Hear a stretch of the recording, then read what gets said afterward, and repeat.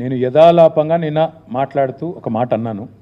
నేను దానికి ఆల్రెడీ మా సోదరీమణులందరికీ నేను క్షమించమని కూడా అడిగినాను. కాబట్టి నేను ముందుకు వచ్చి ఆ మాట చెప్పినాను.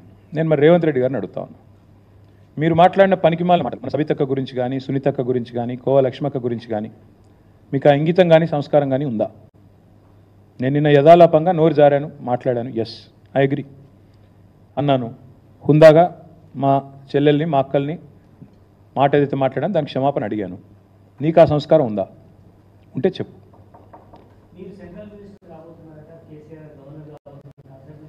రేవంత్ రెడ్డి గారు అమెరికా అధ్యక్షుడు కాబోతున్నాడు. నేను కూడా చెప్తా, ఏముంది స్టోరీ దీన్ని అంటే చెప్తున్నా. రేవంత్ రెడ్డి గారు తొందరలో అమెరికా అధ్యక్షుడు కాబోతున్నాడు. మొన్న ఆయన ఎవరు చెప్పింది కదా అక్కడ మీటింగ్లో, కేజీఎఫ్లో వెళ్ళను, మనోడు ఎవడో అవుతాడు అమెరికా అధ్యక్షుడు అని. ఈయన అవుతాడేమో మరి. ట్రంప్ గారు సరిపోతలేరట, ఈయన పిలుస్తున్నారంట. ఎన్నిసార్లు చెప్పాలి మరి అదే మాట? సెప్టెంబర్లో మా పార్టీ యొక్క సీనియర్ నాయకుల బృందం ఒకటి, మేము కొన్ని ప్రాంతీయ పార్టీలు ఏవైతే సుదీర్ఘకాలంగా బ్రహ్మాండంగా ప్రజాక్షేత్రంలో పనిచేస్తున్నాయో, డిఎంకే కావచ్చు, ఇంకా ఇతర ప్రాంతీయ పార్టీలు కావచ్చు, వాటిని అధ్యయనం చేయడానికి నేను కూడా వెళ్తాను. నాతో పాటు సీనియర్ నాయకుల బృందం, మాజీ మంత్రులు, పెద్దలు, శాసనసభ్యులు, సీనియర్ పార్టీ నాయకులు అందరం కలిసి కొన్ని రాష్ట్రాలకు పోదాం అనుకుంటున్నాం. ముఖ్యంగా ప్రాంతీయ పార్టీలు, డిఎంకే కావచ్చు, బీజేడీ కావచ్చు, టీఎంసీ కావచ్చు, ఇతరత్ర వాటిని అధ్యయనం చేయడానికి పోవాలనుకుంటున్నాం. సెప్టెంబర్లో ఆ పని చేస్తాం. చేసి వచ్చిన తర్వాత, ఎందుకంటే ఒక్కొక్క చోట ఒక్కొక్క స్ట్రక్చర్ ఉంది. ఇప్పటిదాకా ఒక ఎక్స్ఎమ్మెల్యే డిఎంకే శేఖర్ గారని వచ్చారు ఇందాక, ఆయన చెప్తా ఉండే వివరంగా ఎట్లా డిఎంకే పార్టీ స్ట్రక్చర్ ఉంది, ఎట్లా ఇన్స్టిట్యూషనలైజ్ అయిందని చెప్తా ఉండే. మా పార్టీకి కూడా 24 ఏళ్ళు నిండినాయి. భవిష్యత్తు ఇంకెట్లుండాలి, ఎంత సుదృఢంగా నిర్మించాలి, దీని విషయంలో తప్పకుండా ఇప్పుడు, ఎందుకంటే మొదటిసారి ప్రతిపక్ష పాత్ర, ఇదివరకు ఉద్యమ పార్టీగా ఉన్నాం, తర్వాత అధికార పార్టీ మొదటిసారి ప్రతిపక్ష పాత్ర పోషిస్తున్నాం. కాబట్టి we also have to adapt, learn, unlearn, make a fresh beginning.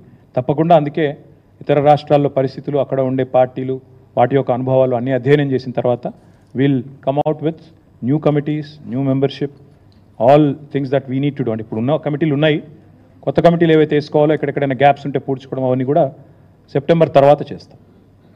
ఓకేనా?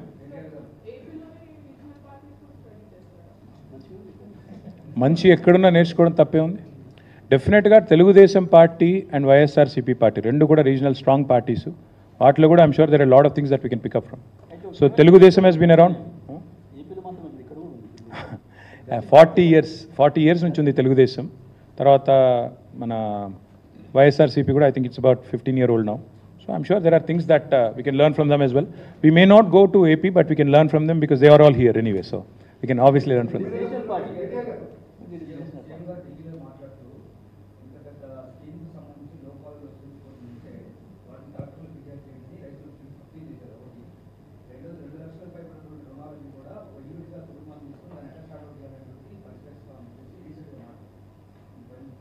ఫస్ట్ ఆఫ్ ఆల్ అదే పెద్ద మోసం అంటున్నాను నేను. 2 లక్షల రుణమాఫీ అనేది పెద్ద జోకు, ఈ దశాబ్దపు అతిపెద్ద మోసం.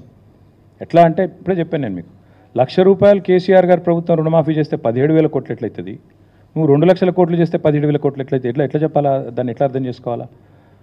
22 లక్షల మందికి రుణమాఫీ చేసి నేను మొత్తం ఉన్న 50 లక్షల మందికి రుణమాఫీ చేశానంటే అది జోక్ కాదా, మోసం కాదా?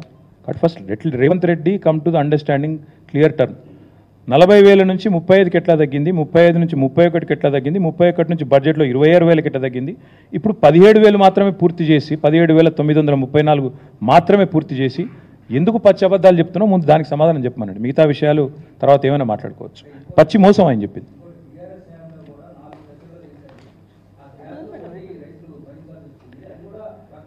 బీఆర్ఎస్ ఎన్నడూ కూడా ఏకకాలంలో చేస్తామని మీలాగా పచ్చి అబద్ధాలు చెప్పలేదు. బీఆర్ఎస్ ఏనాడు కూడా మీలాగా ఫలానా రోజే సంతకం పెడతామని డైలాగులు కొట్టలేదు. ఎవడు కొట్టమన్నాడు నిన్ను? చేతగానోడివి ఎందుకు పెద్ద పెద్ద మాటలు మాట్లాడాలి? December 9 చేస్తా అని డైలాగులు కొట్టి ఏకకాలంలో అని చెప్పి 12 సార్లు పత్రికా ప్రకటనలు ఎందుకు? కాబట్టి నువ్వే ఒప్పుకున్నట్టు కదా. బీఆర్ఎస్ మేము చెప్పిందే చేశాం. బీఆర్ఎస్ మీరు 2 లక్షల రుణమాఫీ అంటే కూడా మేము 1,00,000 చేస్తామని చెప్పాం, మమ్మల్ని నమ్మారు. కాబట్టి నేను అనేది అలా ఒకటే, ఆయన మీరు ఆయన్ని అడగండి. మోసం చేసి 40,000 కోట్ల నుంచి 17,934 తెచ్చినందుకు ఆయనకు రైతులే ఊర్లలో పోతే సమానం చెప్తారు.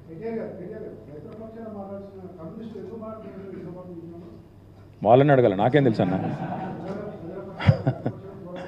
కరెక్టే రాములన్న, వాళ్ళని అడుగు. మరి సోదరులు పాపం సాంబశివరావు గారు వాళ్ళ ధృతరాష్ట్ర కౌగిల్లో ఉన్నట్టున్నారు, వారిని అడగండి, నాకేం తెలుసు.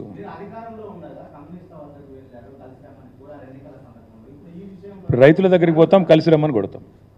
రైతుల దగ్గరికి పోతాం. ప్రజల తరపున ఎవరికి కలిసి వస్తారంటే కలుపుకుంటాం. ప్రధాన ప్రతిపక్షం మేము. ఎవరైనా కలిసి వస్తాం, మీతో కలిసి పని చేస్తాం. రైతుల దగ్గర మంచి పని చేస్తున్నారు, రైతుల కోసం పోరాడుతున్నారంటే కలుపుకుంటాం. తప్పేముందన్న.